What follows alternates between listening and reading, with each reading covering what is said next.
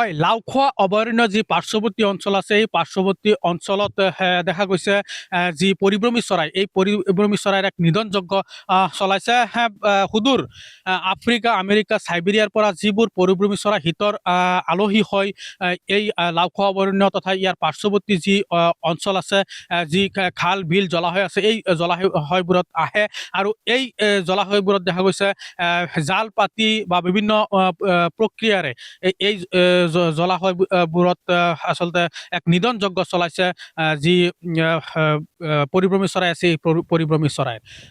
যিহেতু দেখা গৈছে কেইবা হাজাৰ কিলোমিটাৰ অতিক্ৰম কৰি সেই শীতৰ সময়ত পৰিভ্ৰমী চৰাইসমূহ এই অঞ্চলৰ অসমৰ বিভিন্ন যি খাল বিল আছে, এই খাল বিলসমূহত আলহী হয়। সেইকাৰণে বাৰিষাৰ সময়ত যিহেতু এই খাল বিলসমূহ পানীৰে পূৰ্ণ থাকে আৰু সময় যোৱাৰ লগে লগে লাহে লাহে এই পানীবোৰ শুকাব ধৰে আৰু যিহেতু বাৰিষাৰ যি শীতৰ আগমনৰ লগে লগে এই খাল বিলসমূহ একেবাৰে শুকাই যায় আৰু ইয়াত পৰ্যাপ্ত আহাৰ থাকে আৰু আহাৰৰ বাবে এই খাল বিল জলাশয়ত আহি সেই আলহী চৰাইবোৰ ইয়াতে পৰে।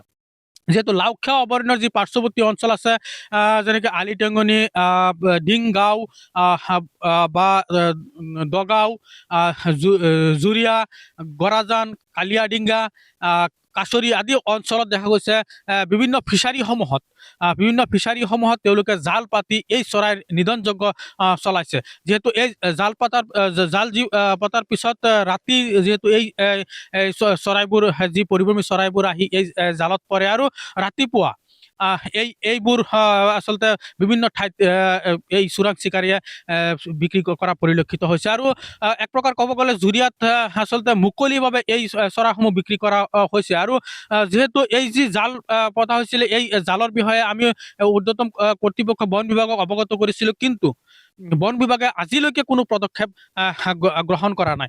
কাৰণ আজি এইবাৰো নহয়, ইয়াৰ আগতেও এনেদৰে জাল পাতি যি চৰাই নিধন আমি ND24 ধাৰাবাহিকভাৱে এই বাতৰি সম্প্ৰচাৰ কৰিছিলোঁ, কিন্তু এতিয়াও দেখা গৈছে সেই যি ঠাইত আমি বাতৰি সম্প্ৰচাৰ কৰিছিলোঁ সেই ঠাইত বন্ধ হৈছে যদিও আন ঠাইত দেখা গৈছে এতিয়াও জাল পাতি এক নিধনযজ্ঞ চলাইছে পৰিভ্ৰমী চৰাইৰ। আৰু এনেকুৱা ঠাইত তেওঁলোকে চোৰাং চিকাৰীয়ে জাল পতা আৰম্ভ কৰে যি ঠাইত আচলতে কোনো বাট পথ নাই, আচলতে বনৰক্ষী সকল সেই ঠাইত যাব নোৱাৰে, তেনে ঠাইত তেওঁলোকে বাছনি কৰি লয়।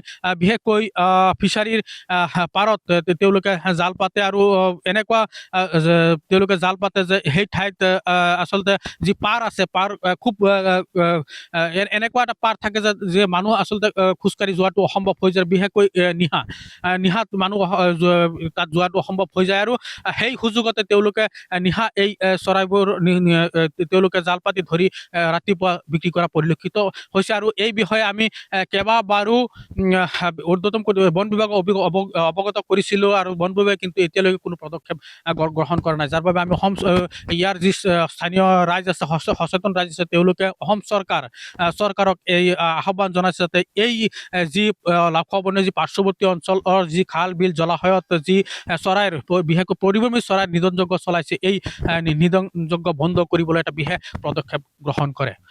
জুৰিয়াৰ পৰা ৰাবুল হুছেইন, ND24।